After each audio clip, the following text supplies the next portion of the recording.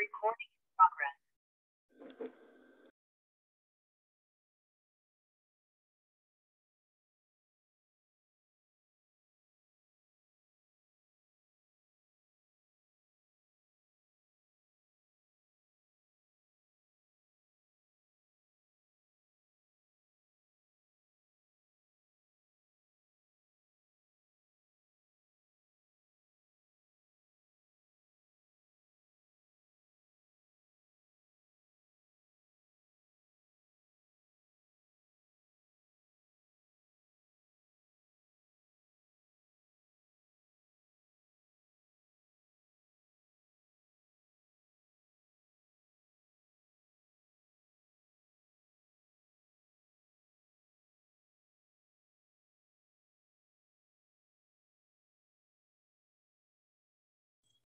Hello, everyone. We'll get started in just a couple minutes.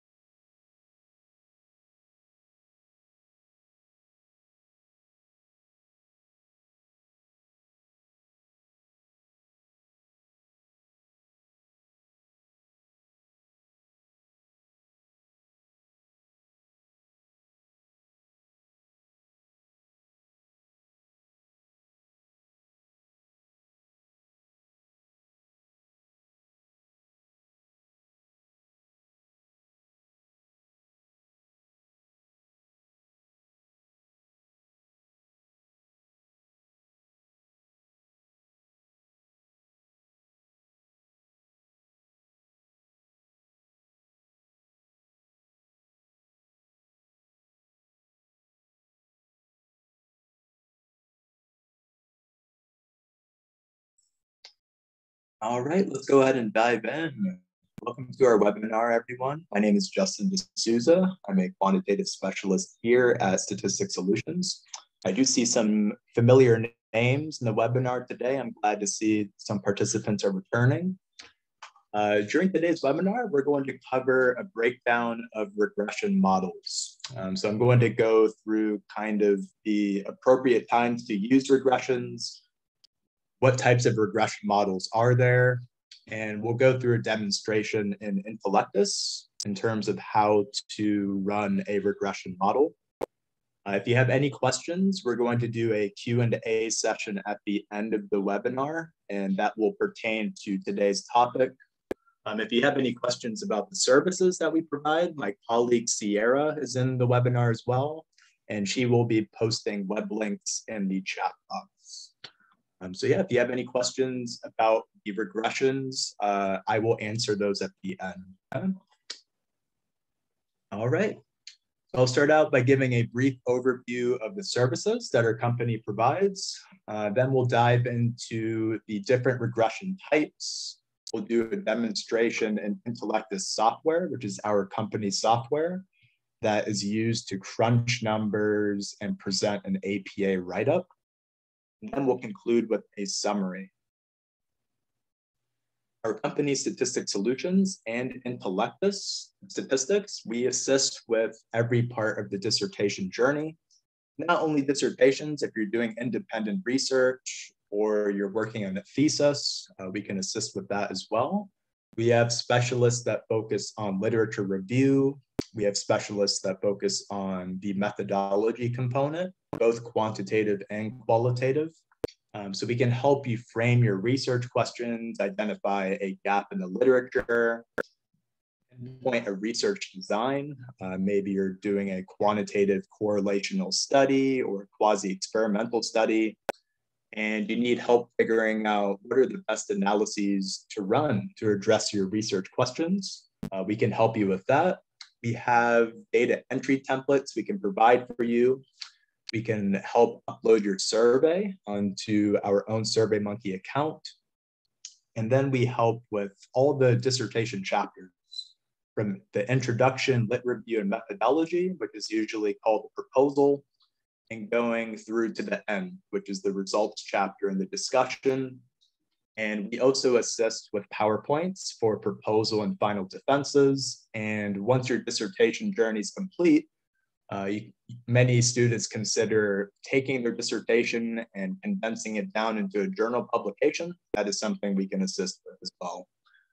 If you have any questions about the services we provide, you can call for a free consultation at 727-442-4290.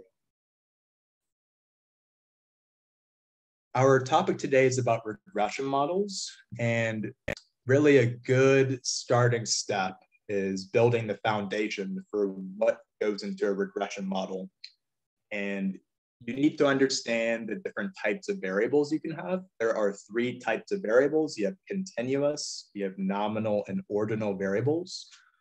So when you run a regression model, you need predictors, which are the independent variables, and you need dependent variables, which are the criterion variables.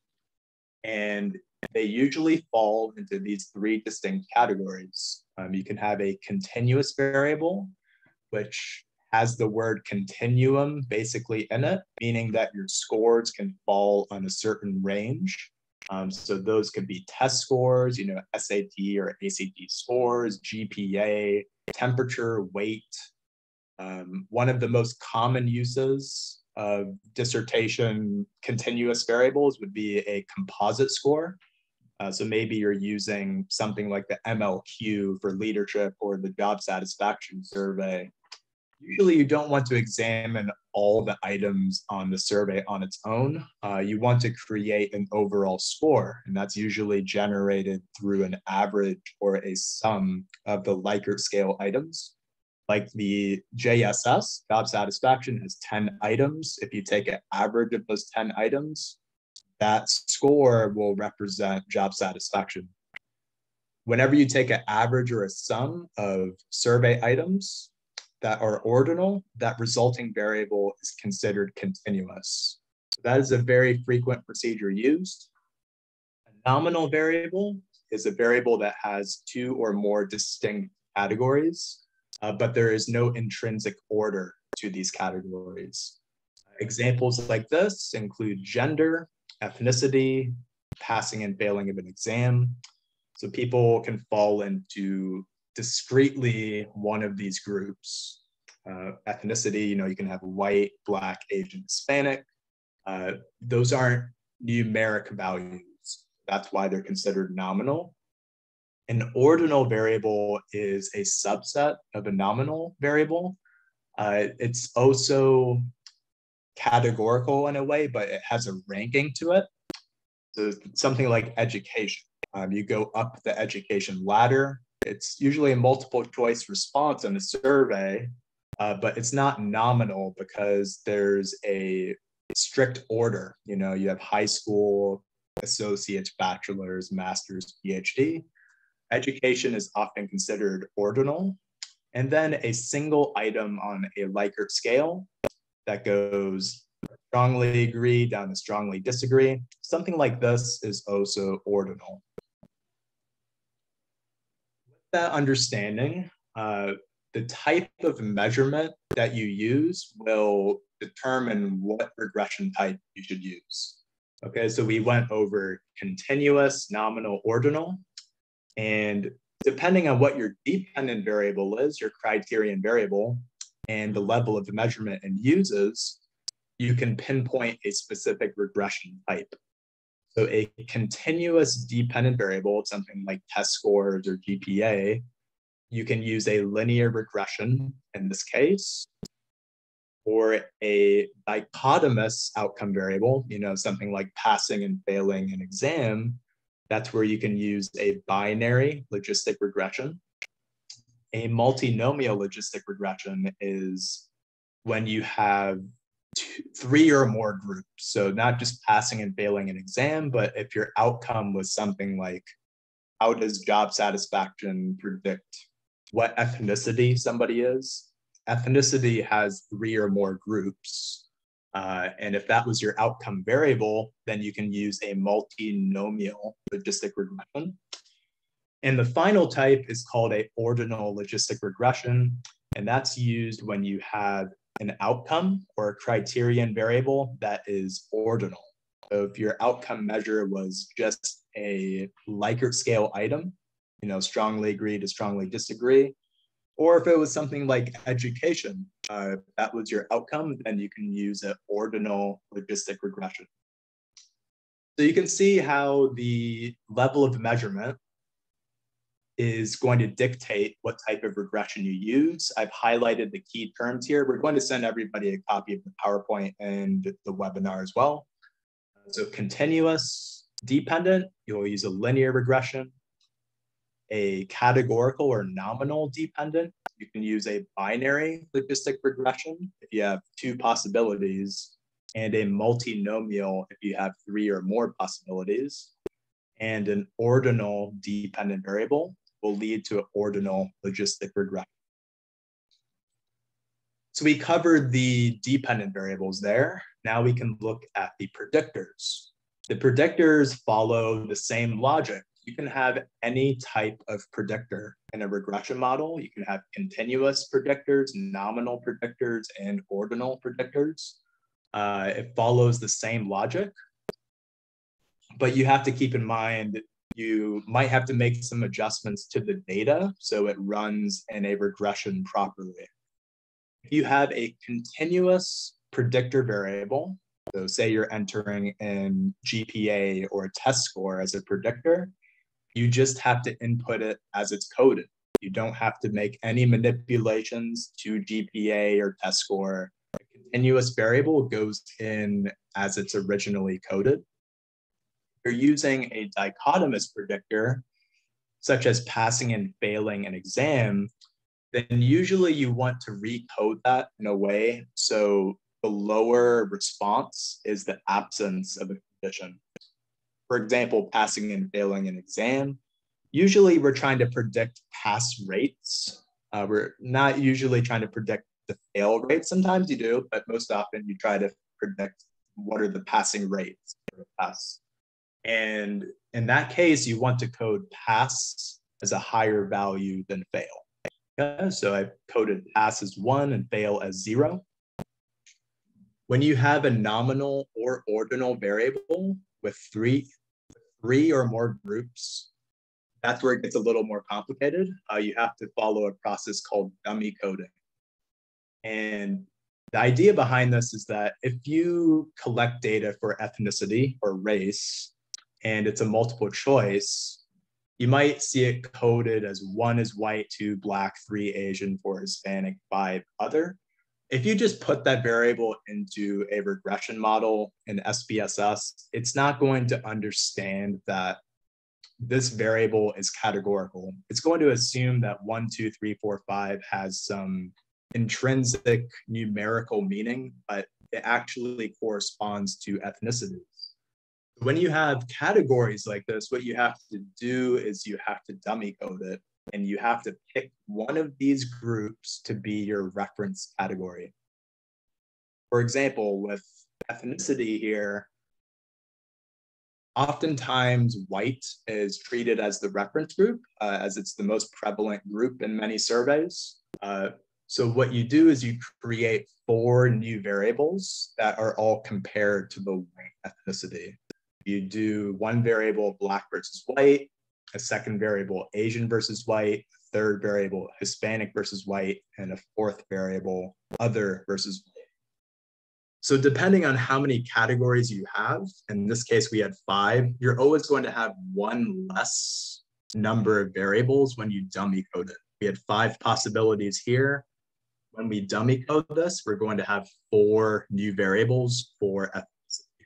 A little bit of a complicated procedure if you're not familiar with it, but there are a lot of YouTube videos that cover this. As far as the interpretation, the first thing you want to do is you want to verify that the assumptions of your analyses are supported. Linear regressions have more strict assumptions to verify in comparison to logistic regression. When you do a linear regression, you usually want to evaluate normality, homoscedasticity. Normality is like how well does the data resemble a bell-shaped curve. Homoscedasticity is looking for random scatter in the responses, and then absence of multicollinearity is making sure that your predictors are not highly related to one another. So you want to check these assumptions prior to running the regression. And that applies to almost any analysis. There are usually assumptions you need to verify. When you do a logistic regression, if you have a categorical or a ordinal outcome, there are not strict assumptions to check like there are for a linear regression. The key assumption for a logistic regression is that your outcome variable is categorical or ordinal, but you don't have to verify normality or multicollinearity, things like that necessarily. Okay, as far as interpreting, once you've checked the assumptions, I'm assuming you potentially collected demographic data, you report the demographic data, you report the descriptive statistics for your sample, how did people respond to the survey? You check the assumptions of the regression model, and then you dive into the regression itself, which is what we cover on this slide. The first thing you want to do is interpret the omnibus test. The omnibus test is going to tell you whether the regression model is collectively significant. And when we evaluate significance, this is usually used by looking at the p-value, and we want a p-value lower than 0.05. When you do a linear regression, you look at an f-test. And when you do a logistic regression, you look at a chi-square test. That's what this symbol is, a chi-square. Once you've evaluated the omnibus test, and if you have significance or not, you can then interpret your coefficient of determination, which is the r-squared value. It's r-squared for a linear regression and a McFadden's r-squared for a logistic regression. And contingent on step one being supported, if you have a significant collective model, the next step is interpreting each predictor on its own. So you want to evaluate if each predictor is significantly predicting the outcome, and that's done with a t-test or a wall test. For a linear regression with a t-test, and a logistic regression, you use a wall test. And if you have a significant predictor, then you interpret beta coefficients and odds ratios. So a lot to unpack here. We'll go through an example and kind of examine the interpretation. So this is Intellectus, what I have open right now. This is the Intellectus software, which is our company developed software. And in the software, you can upload data sets from a CSV, an Excel file, an SPSS file, SAS, and Stata, so a variety of formats. And you can even choose example data sets we have here. If you're trying to test a particular analysis, we have sample data sets in here. And within Intellectus, you can see right here, it looks like SPSS or Excel. It's a spreadsheet in which you can manipulate the data, you can clean the data, you can reverse code, you can recode variables from nominal to scale or nominal to ordinal. You can transform the different distributions, maybe normality is not supported, so you can try a transformation. You can compute composite scores here, take an average of 10 items or a sum of 10 items to generate a new variable. You can replace missing values with imputation. So just a ton of data management commands, basically everything you would need to do in SPSS. And once it's cleaned, this example data set is looking at different car models, so you have Valiant, you have Mazda RX-4, Toyota Corollas. And in this data, we have the miles per gallon for each car model, cylinders, horsepower, what is the weight of the car, how many gears does it have. So we can run some tests on this data to see what predicts miles per gallon, for example. And to do that, we can go to analyses, and you can see all the different data analysis and data management functions we have here. You can run descriptive statistics, you can check for normality, you can identify outliers. We have correlations, z-tests, proportion tests, t-tests, ANOVAs. For today's webinar, we'll cover regressions, but we also have more advanced techniques like STEM and path analysis and mediation, moderation, time series. But for today's webinar, we're covering regressions. The first example I'll do here is a linear regression. And what we'll test is how does horsepower of the car, how does the number of cylinders of the car, and how does the weight of the car predict miles per gallon? Okay, so I'll go to analyses and then linear regression. And I chose a linear regression because miles per gallon is a continuous variable, a continuous dependent variable. And so miles per gallon will go right here. And for the predictors, I'm going to select horsepower, number of cylinders, and the weight of the car, which I believe is in metric tons. And then you can click options at the top here, and you can see what assumptions are going to be verified. We're going to check for normality, homoscedasticity, and right here, variance inflation factors, that is for multicollinearity. The three most common assumptions that are checked for a linear regression. So we can see everything's ready to go. I just have to click calculate. And like magic, it's going to give you a full APA write-up of the regression model, starting with the assumptions. And you can see the introduction right here. We're running a linear regression to look at horsepower, cylinders, and weight, and evaluate whether that significantly predicts the miles per gallon for the car. The first thing it's going to evaluate are the assumptions of a linear regression. The first one is normality. And if you hover your mouse over the figures, you can see what is ideal for this assumption and what is not ideal. Ideally, we need these circles, which are the data points, to follow this diagonal trend line, which it does fairly closely. I would say the assumption is approximately met for normality. Homoscedasticity is looking at random scatter and spread right here.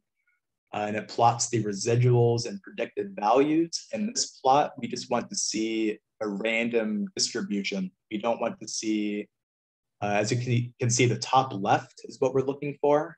We don't want to see a cone shape or straight lines or parabola, no recurring figure or shape.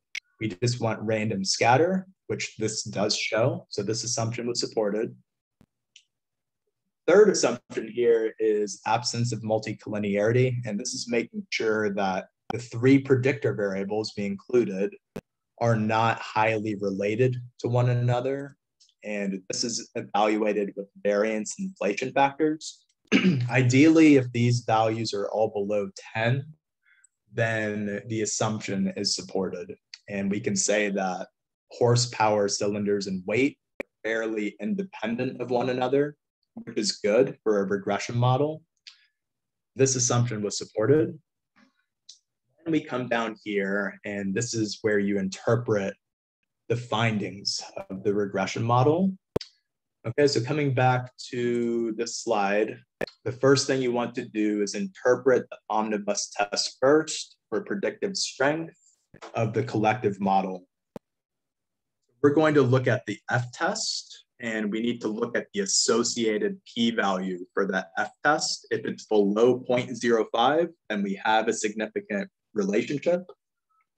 And if it's not, then we have evidence that there's no predictive relationship. Okay, so coming back to intellectus, everything can really be interpreted in the table. We do provide an APA write-up as well, but for demonstration purposes, I'll just interpret the table. The F test is listed in the note down here. And we can see this is the F statistic, 50.17. The 3 comes from how many predictors you have, we have 3 predictors, and the 28 has to do with your sample size minus the number of predictors. It's kind of an arbitrary calculation, but it just has to do with APA format. That's how you report it. The F value is 50.17, and the most important part is looking at the p-value that came from this, which is right here. We do have a significant p-value, meaning that horsepower, cylinders, and weight of the car collectively do predict the miles per gallon of the car. And that is really step 1. Okay, so that was step 1 right here. Step 2 is interpreting the coefficient of determination, which is right here. It's also at the bottom of the table. And this value is a percentage. Okay, so if you move your decimal over right twice, that's 84, approximately 84% of the variance or the change in miles per gallon can be explained by horsepower, cylinders, and weight. Okay. The third step is if the omnibus test was significant, then we interpret the strength of each predictor in the regression model. And for a linear regression, we will use t-tests. And if we find a significant predictor, then we will interpret the unstandardized beta coefficient. Okay, so we did find collective significance with our omnibus test. Then we dive inside the table and we evaluate the p-value for each of these predictors. We can see that horsepower, this p-value is above 0.05. So horsepower was not a significant predictor on its own. Likewise, with cylinders, this p-value is also above 0.05. But weight is a significant predictor in this model. And because it's significant, we can then interpret the directionality. You know, as weight increases, what happens to miles per gallon? Does it also increase or does it decrease? And that is identified with this beta coefficient right here. So we see that as weight increases, with every 1 metric ton that weight increases for a car, the miles per gallon decrease by about 3.17 units. So every 1 ton increase leads to about a 3-unit decrease in miles per gallon, which intuitively makes sense. Okay, so that covers a linear regression. Because horsepower and cylinders were not significant, you pretty much just stop there with those 2 predictors. We can also I'll do an example here of potentially a non-significant regression. So if I put in, let's do the number of gears for the car and the horsepower, the dependent variable. So how does the number of gears in the car predict horsepower?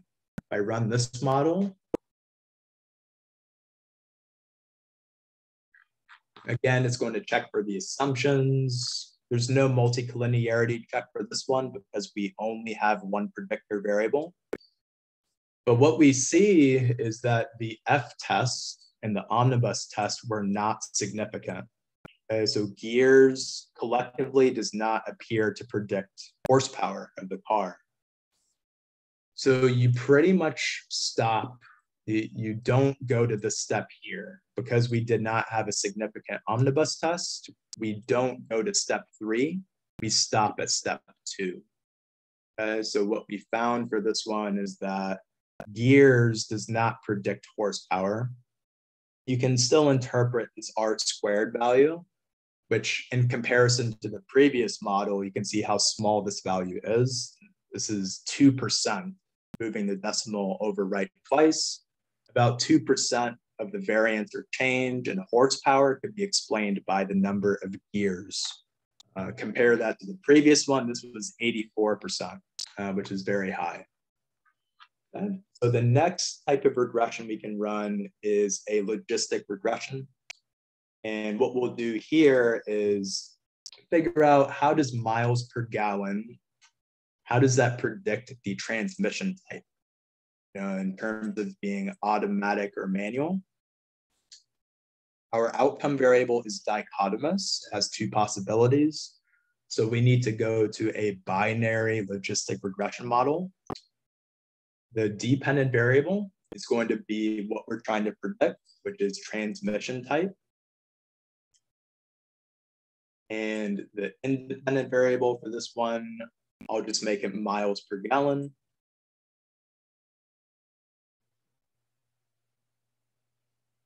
And let me add another predictor to that, just to make it a little more complicated. So miles per gallon, I'll put gears as well.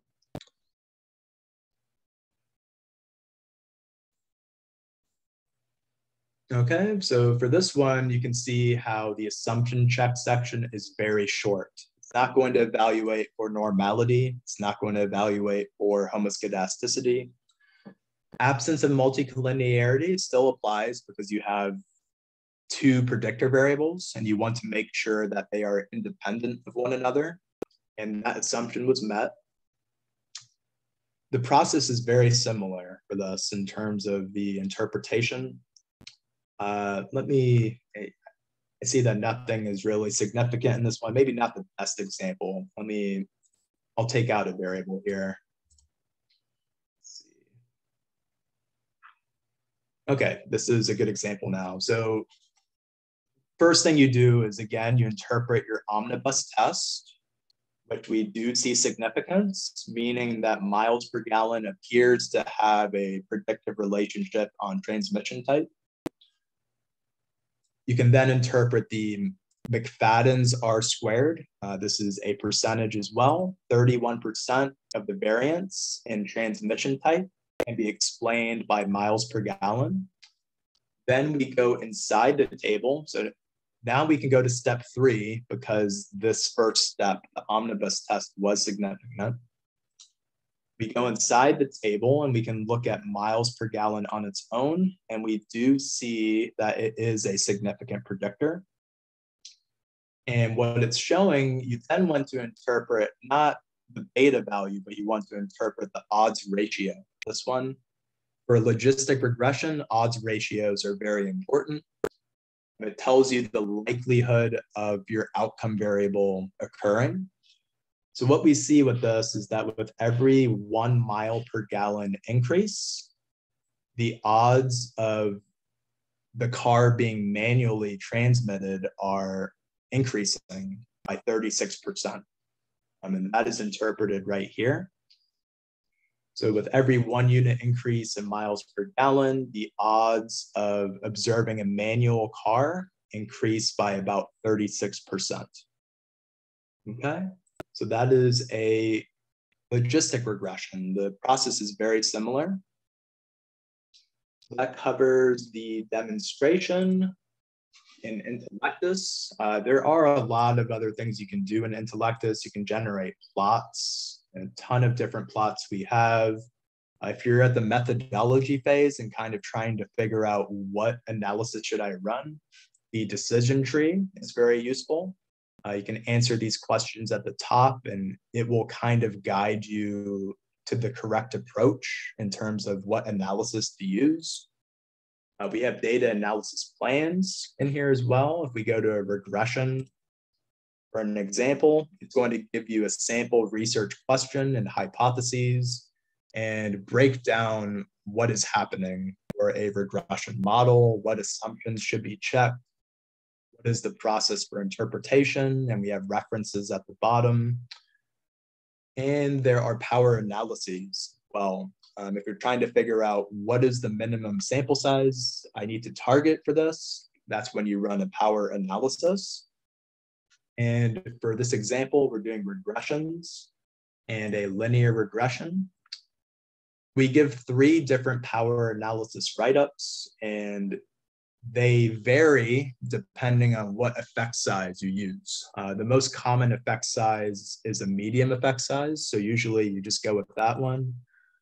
For a linear regression, the number of predictors you have is going to determine what sample size you need. The default number we have in here is just 1 predictor, but you can see at the top, you can change how many predictors we have. The first example I did had 3 predictors. So that when you change it up here, it is going to change the write-up. With 3 predictors, we need approximately 77 participants. This write-up is coming from the G-Power software, which is the software. It's a free software that helps you determine sample size, power. You can do post hoc power analyses, all these different things. But it's basically just doing a linear regression here. And we did all the examples and possibilities and generated these outputs. Okay, so in conclusion, if you're trying to predict an outcome variable, that's usually when you want to run a regression model. The first thing you want to do is figure out what's your outcome variable. Your dependent variable is going to be the determining factor on what type of regression to use. If you have a continuous outcome, you do a linear regression, a dichotomous or binary outcome, a binary logistic. You have 3 or more possibilities for your outcome, like ethnicity. You use a multinomial regression model. And if you have an ordinal outcome, something like education or a Likert scale, that's where you use a ordinal logistic regression. Then you want to check for the statistical assumptions like normality and absence of multicollinearity. And that applies to a linear regression model. Logistic regressions don't have as many assumptions. Absence of multicollinearity might be the only one they share. Then you want to follow the 3 steps for interpretation, and then you can use any software to crunch the numbers. We would suggest Intellectus because it's far more efficient. In 5 clicks of a mouse, you can have an entire APA write-up generated. Okay, so we'll now do a Q&A session. If you have any questions, you can type those into the chat box. We'll be sending everyone a copy of the PowerPoint, as well as the webinar in the next couple days. But yeah, if you have any questions, you can type those in. Okay. All right. The general regression model is under which category? This is a question from Navison. I'm not exactly sure what you're referring to. You know, there are, if I go into SPSS, I have this data set in here as well. You know, there's general linear models, which are used for, this is more an ANOVA approach, but regressions are primarily right here. I don't tend to use generalized linear models ever. It's either this menu for ANOVAs or regressions over here. And ANOVAs and regressions are both in Intellectus. So we have ANOVAs. These are considered GLM or generalized linear models. And then regressions are right here as well.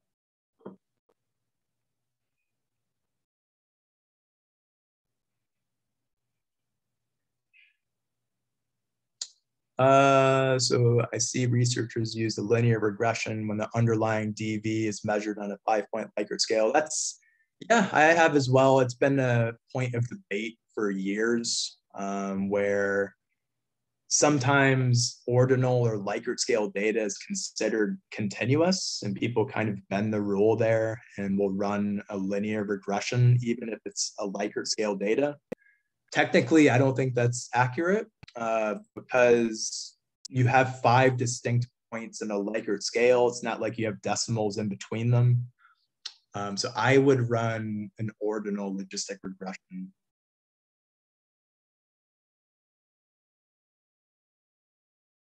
And then follow up by Max. I thought that the assumptions refer to error terms of a regression model. Yeah, that is accurate. The assumptions are in relation to the residuals.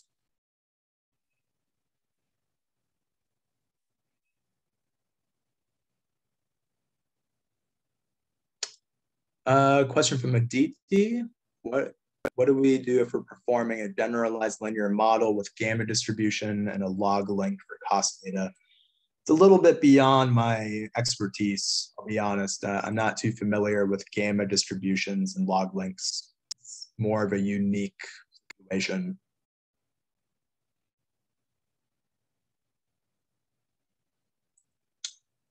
Follow up by Max. What's the relationship between R squared and the effect size? They are, I don't know the exact formula, but here in G power, you can see that it asks for the F squared value, and that can be, you can convert that from an R squared.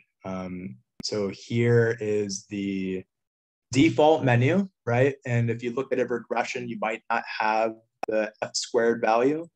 But if you go click this button here, determine, this is essentially your R squared value that you can convert to an F squared. If I change this to 0.2, for example, calculate 0.25 and transfer to main window, that 0.25 is now changed right here. I don't know the exact math, what the exact conversion is, but it can be converted in G power.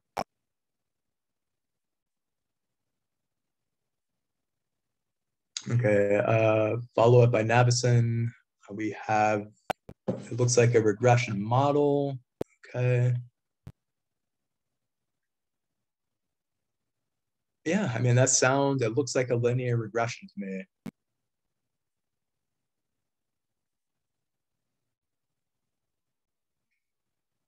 Yeah, it looks like a regression model to me completely. So, I mean, in the example we ran, we don't, you can fill in, you have all the formula there.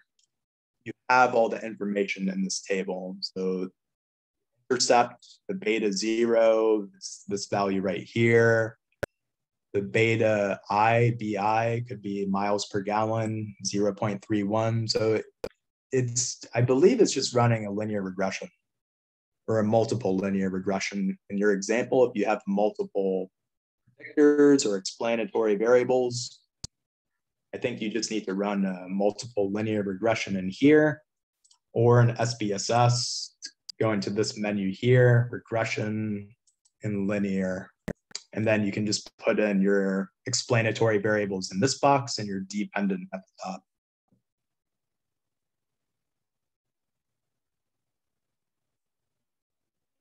All right, do we have any other questions?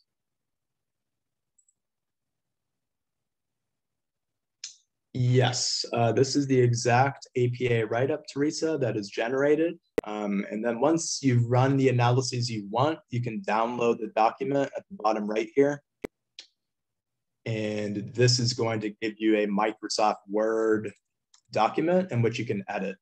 Okay, so it's going to give you first kind of a table of contents for what was run. It's going to give you the breakdown on the linear regression. Everything's going to be APA. And we have a glossary of terms at the bottom. And the raw output is also at the bottom. It's all automatically generated.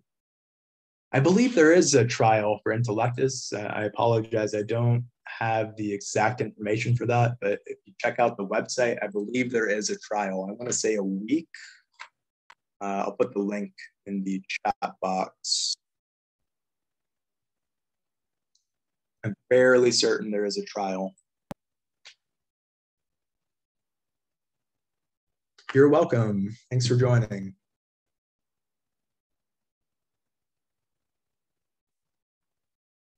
All right, do we have any other questions? Thanks, Max. Have a great day. Yeah, it looks like Sierra just put the website link for the trial. It's in the chat box as well.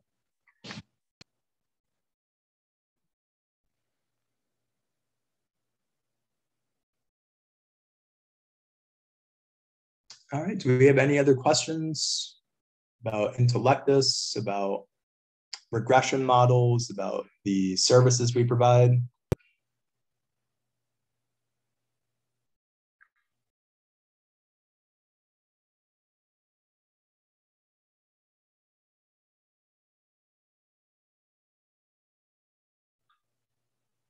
Sierra just included a couple more web links for free dissertation resources, the webinars that we have conducted in the past, which I can show you where that is. Link actually. Okay, so this is the webinar archive in which you can watch past videos that we've conducted, and there are a lot of them, ranging from literature review, the methodology, to results interpretation, IRB, defense preparation. Then we also have upcoming webinars, which I'm assuming many of you saw this link already. It's probably how you scheduled for today. But you can see what we have on the horizon. It looks like tomorrow we are doing a discussion chapter webinar. I think that's my colleague Tom who will be doing that one. And then on Friday, we have presenting qualitative results.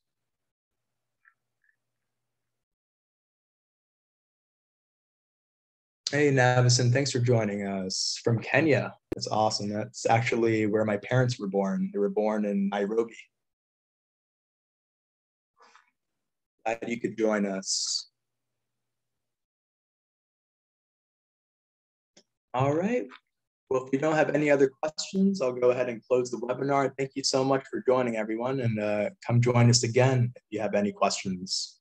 Have a great day.